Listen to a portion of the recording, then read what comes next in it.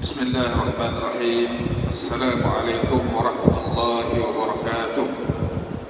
الحمد لله رب العالمين، والصلاة والسلام على أشرف المرسلين سيدنا مولانا محمد وعلى آله وصحبه أجمعين. قال رب اشرح لي صدري ويسر لي أمري واحلل عقدة من لساني يفقهوا قولي. أما بعد.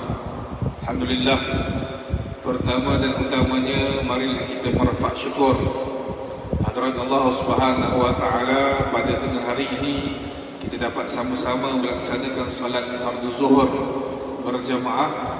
Mudah-mudahan segala amal kebajikan yang kita laksanakan pada hari ini diterima oleh Allah Subhanahu wa taala insya-Allah. Muslimin muslimat, tuan-tuan, puan-puan, sahabat-sahabat yang dirahmati Allah Subhanahu wa taala. Alhamdulillah, hari ini kita dah masuk hari yang kelima daripada bulan Ramadan. Jadi kita hendaklah bermuhasabah setelah 4 hari yang berlalu, masuk tengah hari ini 4 hari setengah lah. 4 hari setengah kita dah melakukan melalui Ramadan. Apakah yang telah kita laksanakan selama 4 hari setengah daripada bulan Ramadan ini? Apakah amalan-amalan yang kita telah laksanakan? Yang mana kita sedia maklum bahawasanya sangat banyak amalan-amalan yang digalakkan untuk kita laksanakan dalam bulan Ramadan. Yang pertama sekali, wabil khusus, iaitu berpuasa di siang harinya. Perkara yang difardukan oleh Allah Subhanahu wa taala. Kutiba alaikumus siyam kama kutiba alal ladzina min qablikum la'allakum tattaqun. Difardukan ke atas kamu berpuasa seperti mana difardukan ke atas orang-orang sebelum kamu berpuasa. Mudah-mudahan kamu menjadi hamba Allah yang bertakwa. Kemudian antara amalan lain yang digalakkan untuk kita memperbanyakkan bersedekah dalam bulan Ramadan. Kemudian kita digalakkan untuk memperbanyakkan salat berjamaah di surau dan masjid-masjid. Kemudian kita digalakkan untuk bertarawih. Kemudian digalakkan juga banyak pelbagai amalan-amalan sunat yang digalakkan melalui hadis baginda Rasul sallallahu alaihi wasallam untuk kita laksanakan dalam bulan Ramadan. Jadi hari ini insya-Allah kita nak berkongsi di antara amalan yang digalakkan oleh baginda Rasul sallallahu alaihi wasallam, iaitu tilawatul Quran, iaitu membaca Al-Quran. Kita cek balik, hari ini dah masuk hari yang kelima, dah berapa juzuk lah agak-agaknya Al-Quran yang telah kita baca. Ada orang dah 5 juzuk, ada orang dah 7 juzuk, ada orang dah masuk 10 juzuk, ada orang belum start lagi, enjin belum dibuka switch lagi untuk memulakan membaca Al-Quran. Jadi muhasabah kita pada hari ini, iaitu kita hendaklah memperbanyakkan membaca Al-Quran di bulan Ramadan. Kerana Ramadan bulan yang diturunkan oleh Allah Subhanahu wa taala akan Al-Quran. Allah Subhanahu wa taala menyebutkan dalam Al-Quran, a'udzubillahi minasyaitonir rajim, syahru ramadhan alladzi unzila fihi al-Quran hudan lin-nasi wa bayyinatin minal huda wal furqan. Bulan Ramadan padanya diturunkan Al-Quran menjadi petunjuk bagi sekalian manusia dan menjadi keterangan bagi yang menjelaskan petunjuk dan menjadi pembeza di antara perkara yang benar dan yang salah. Jadi sempena dengan bulan Ramadan ini, sahabat-sahabat sekalian, kita sangat-sangatlah mengingatkan diri saya dan sahabat-sahabat sekalian untuk kita memperbanyakkan membaca Al-Quran, di mana ganjaran yang sangat besar yang Allah Subhanahu wa taala berikan kepada orang-orang yang membaca Al-Quran.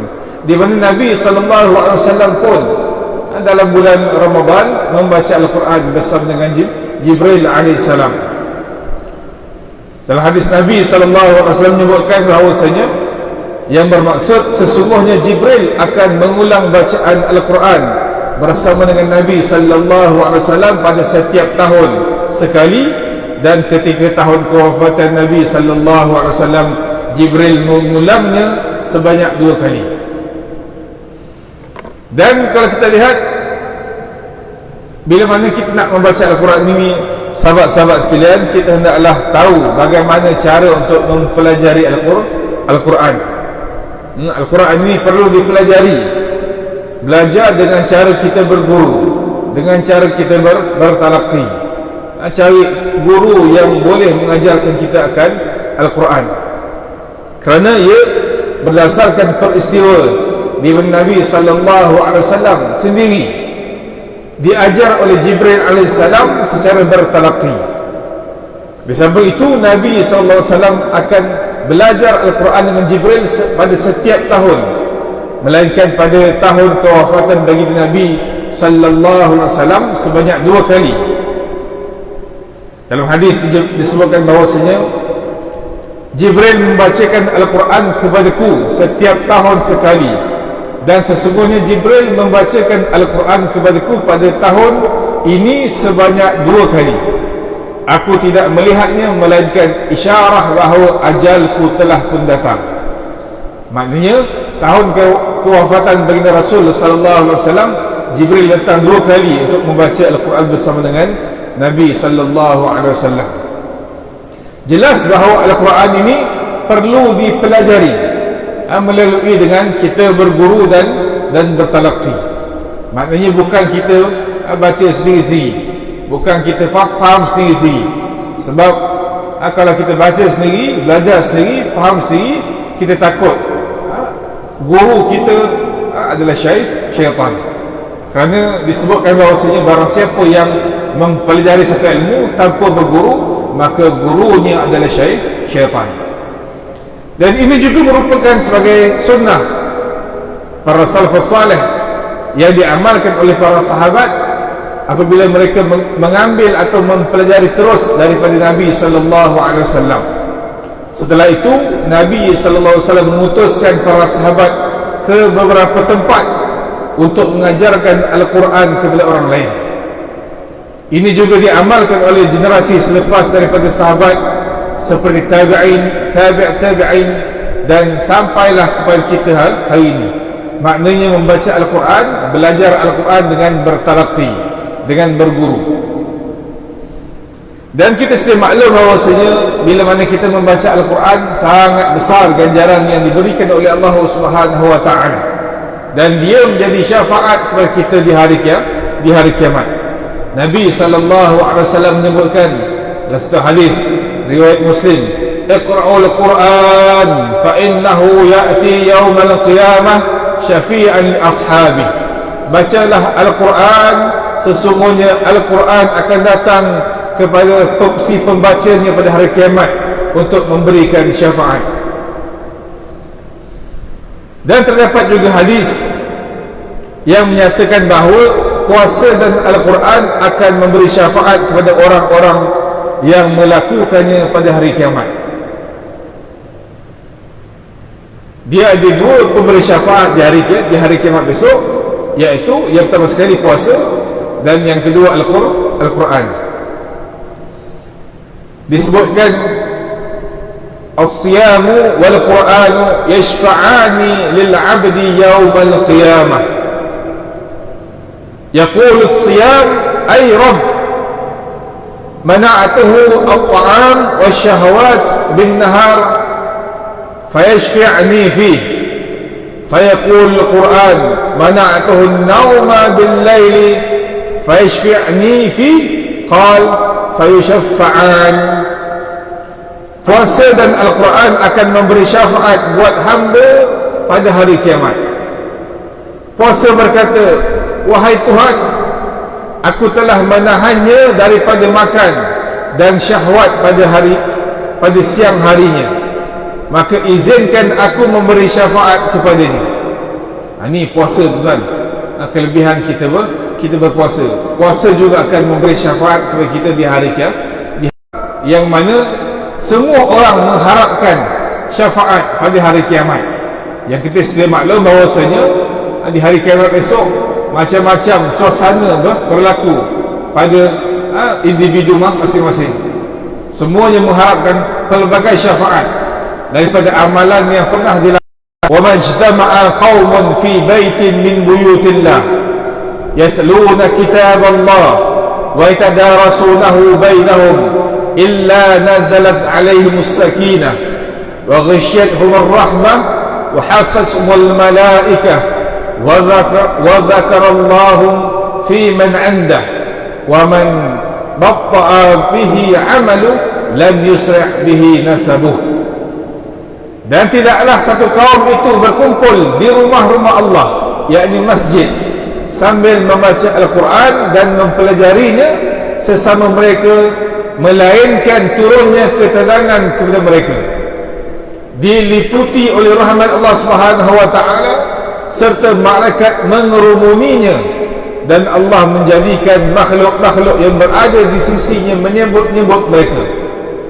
Dan barang siapa yang amalnya perlahan, maka nasabnya tidak dapat mengangkat darajatnya.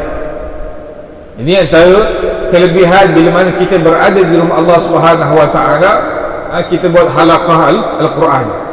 Maknanya bila mana lebih-lebih lagi kita dalam bulan Ramadan ni, kita mewujudkan halaqah Al-Quran di masjid, di surau dan di tempat-tempat tertentu yang mana menjadikan kita dalam halaqah itu membaca Al-Quran.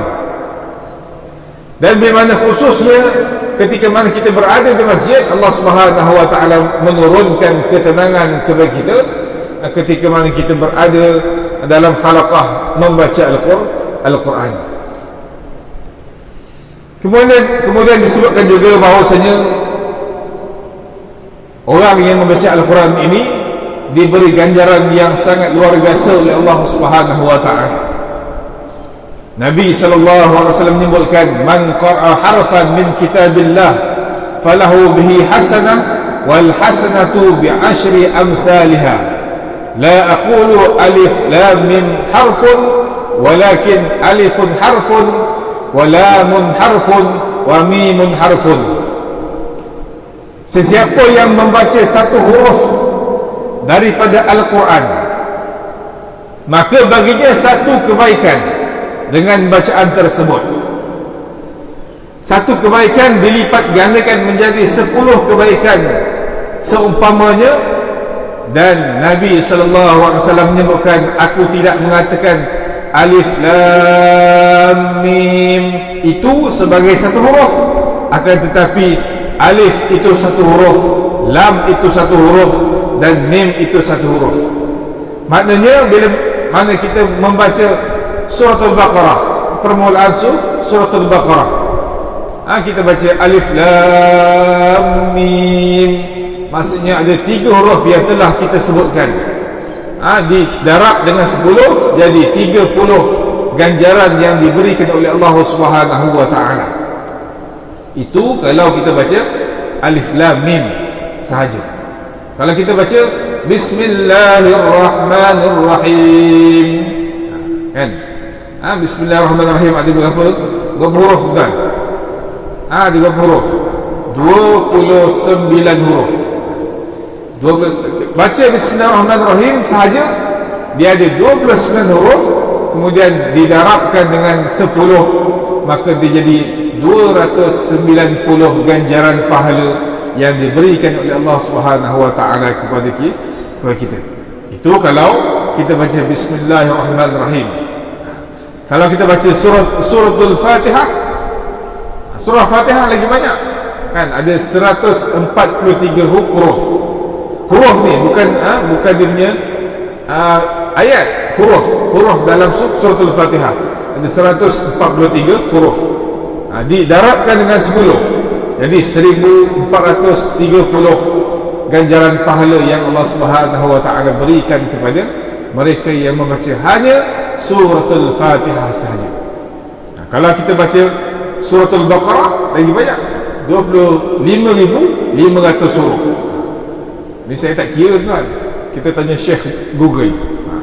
Syekh Google akan turunkan senarai, nak kira tak larat lah kita, kan? Jadi kita tanyalah kepada Syekh. Nak sebutkan di sini bahawasanya ganjaran yang sangat luar biasa yang Allah Subhanahu wa taala berikan kepada mereka yang membaca Al-Quran. Dan wabil khusus ketika mana kita baca Al-Quran di dalam bulan Ramadan. Dalam bulan Ramadan lebih lagi istimewa. Lebih lagi istimewa. Tadi didarabkan dengan 10 kali ganda. Kemudian ditambah lagi dengan darab dengan 70 kali ganda. Tu tuan kira sendirilah kan. Tuan kira sendiri. Maknanya kalau lah kata Fatihah 143, kita dapat 1430 ganjaran pahala. Kalau darabkan lagi dengan 70, maksudnya lebih besar lagi ganjaran pahala yang Allah Subhanahu wa taala nak berikan kepada mereka yang membaca Al-Quran, khususnya dalam bulan Ramadan. Yang mana kita sedia maklum bahawasanya kalau kita lihat para salafus salih, para ulama, Imam Ibrahim An-Nakhai disebutkan bahawasanya mengkhatamkan Al-Quran dalam bulan Ramadan sebanyak 2 malam sekali. 2 malam sekali. Kalau kita lihat Imam Mujahid rahimahullah ta'ala menyebutkan kalau kata di luar bulan Ramadan beliau mengkhatamkan Al-Quran 7 hari sekali, tetapi dalam bulan Ramadan 3 kali sekali mengkhatamkan Al-Quran.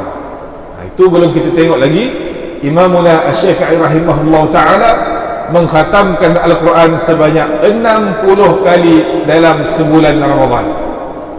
60 kali, sahabat-sahabat. Sekali siang, sekali malam. Sekali siang, sekali malam. Sekali siang, sekali malam. Jangan tanyalah macam mana agaknya nak khatam sekali siang, sekali malam tu. Kan? Keberkatan waktu yang diberikan oleh Allah Subhanahu wa taala kepada para salafus salih. Mereka sangat gemar ataupun rasa teruja untuk membaca Al-Quran dalam bulan Ramadan. Maka kita ni walaupun tak boleh nak seminggu khatam 7 hari sekali khatam, mungkin tak boleh. Ada sebagai orang kita memang boleh lah kan, ada sebagai kita, kebanyakan kita tak boleh. Jadi sekurang-kurangnya kita khatamlah sebulan Ramadan ni sekali. Paling koman sahabat-sahabat, paling koman sebulan Ramadan ini kita boleh mengkhatamkan Al-Quran sebanyak sekali khatam. Itu kalau boleh. Tapi kalau tak boleh juga tidaklah menjadi satu kesalahan. Jangan risau. Jangan risau. Kita tak boleh khatam sampai ujung Ramadan dapat 15 juzuk sahaja, ataupun baca pelan-pelan, berdikit-dikit baca, tak ada masalah kan. Dapat 5 juzuk bulan Ramadan saja, 5 juzuk kita telah baca Al-Quran, alhamdulillah. Itu satu perkembangan yang baik sebenarnya. Orang yang mahir membaca Al-Quran dia ada kelebihan. Orang yang tak mahir baca Al-Quran dia ada kelebihan.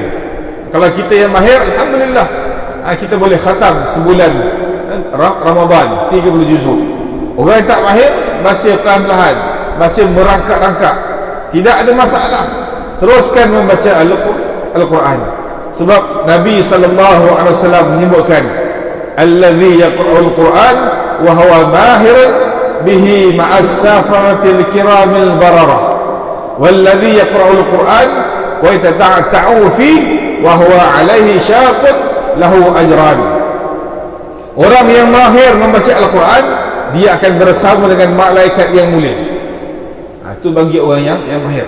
Manakala orang yang membaca Al-Quran dalam keadaan tersangkut-sangkut, baca merangkak-rangkak, dan dia mengalami kesukaran untuk membacanya, maka dia akan mendapat 2 ganjaran pahala daripada Allah Subhanahu wa ta'ala. Ini antara kelebihan ataupun galakan yang diberikan oleh baginda Rasul sallallahu alaihi wasallam kepada kita untuk kita membaca Al-Quran, khususnya dalam bulan Ramadan. Jangan tinggalkan sehari dalam bulan Ramadan melainkan kita telah membaca Al-Quran. Kalau tak banyak apa sikit. Kalau tak boleh 1 hari 1 juzuk, kita baca 1 hari 1 muka, 1 hari 1 helai, 1 hari 2 helai, 1 hari 3 helai. Ikutlah kadar kemampuan yang kita boleh buat. Jangan paksa. Sebab kita takut bila kita paksa, maknanya dikhawatiri akan jadi cepat bosan dan kita akan meninggalkan Al-Quran buat selama-lamanya. Dan disebutkan bahawasanya dalam satu hadis Nabi SAW, kelebihan orang yang membaca Al-Quran dan mempelajarinya serta mengamalkan Al-Quran. Ini sahabat-sahabat sekalian, pengakhiran kepada bayan Ramadan kita, saya nak sebutkan satu hadis Nabi SAW.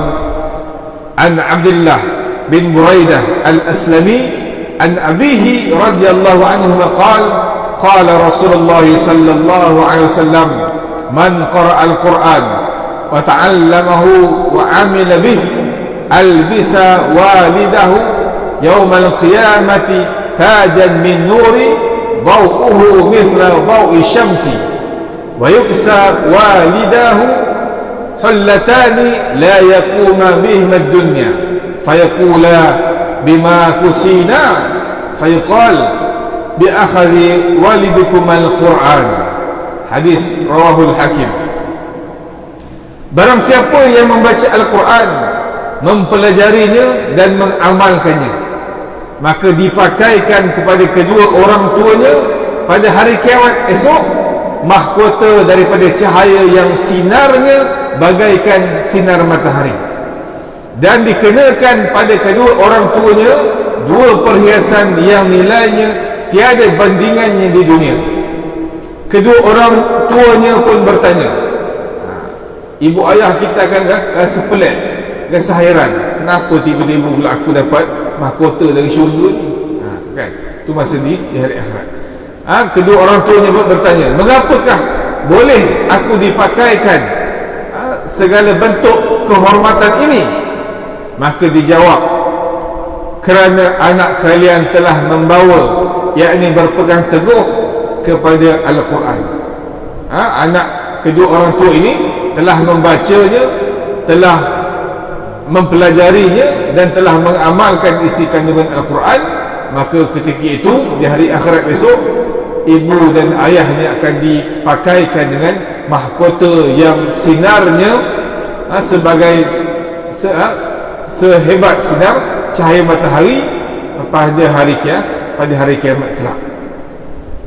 Jadi kesimpulan yang boleh kita buat pada tengah hari ini iaitu kita digalakkan, ambillah peluang untuk kita membaca Al-Quran. Sekarang ni kita bangun sahur, kan? Bangun sahur, kalau kata sahur tu kita bangun lewat, tak apalah. Sahur, makan sahur, kemudian gedebak duduk segala bagai nak buat urusan, masuk subuh. Lepas main subuh kita ambil lah dalam 5 ke 10 minit untuk membaca Al-Quran. Kalau dapat sebelum sahur itu lebih baik, lebih afdal. Tetapi kalau tak sempat, maknanya kita buat selepas subuh. Ataupun bila tak sempat selepas subuh tu sibuk nak uruskan anak segala bagai urusan, maka kita sampai ke pejabat, ambillah masa 5 minit untuk baca dalam semuka Al-Quran. Saya rasa tak ada masalah nak baca semuka Al-Quran di pejabat, tidak ada masalah. Kalau minta izin daripada ketua jabatan pun dia tak akan tolak istilahnya, kan? Maknanya kita ambil kesempatan untuk Al-Quran. Ala kulli hal, kita ambillah mana-mana peluang, mana-mana masa yang bersesuaian untuk kita membaca Al-Quran. Mudah-mudahan Al-Quran ini akan memberi syafaat kepada kita pada hari kiamat kelak, dan ia menjadi asbab untuk melayakkan kita memasuki syurga Allah Subhanahu wa ta'ala. Jadi saya rasa cukuplah sekadar itu dahulu. Mudah-mudahan dengan bayan yang ringkas ini memberi satu motivasi untuk kita membaca Al-Quran. Bagi yang belum, maka mulakanlah pada hari ini. Bagi yang dah mula baca, teruskanlah. Bagi yang dah nak khatam, maka khatamkan, kemudian ulang semula Al-Quran itu sampailah kita selesai berada dalam bulan Ramadan ini, insya-Allah. Jadi aku qawli hadza wa astaghfirullahal azim li wa lakum wa lisairil muslimina wal muslimat wal mu'minina wal mu'minat innahu huwal ghafurur rahim. Assalamualaikum warahmatullahi wabarakatuh.